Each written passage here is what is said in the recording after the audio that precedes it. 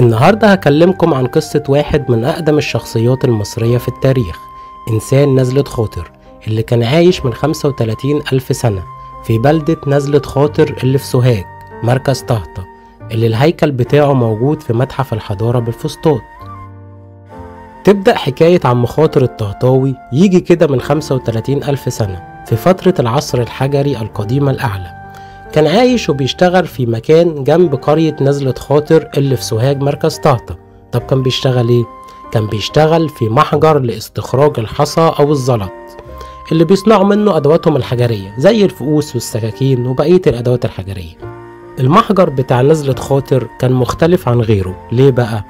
عشان ده يا أحباب يعتبر أقدم محجر تحت الأرض، يعني أقدم منجم في العالم كله.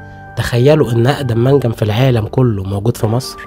المهم، كان جدنا خاطر الطهطاوي هو وكل الرجاله اللي شغالين معاه بيعملوا حفر بعمق 2 متر ومن تحت بيوسعوها وبتتحول لممرات، لدرجه ان الممرات دي في بعض الاحيان كانت مساحتها بتوصل ل10 متر مربع تحت الارض.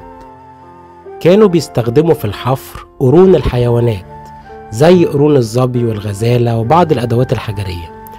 جدنا خاطر الطهطاوي من كتر شغله في المحجر كان له تكوين عضلي قوي زي الصعايدة حاليا. لكن في يوم من الأيام كان عم خاطر شغال تحت الأرض في المحجر، وفجأة تعب وخارت قواه وسقط على الأرض في إحدى ممرات المحجر في عز ما هو شغال.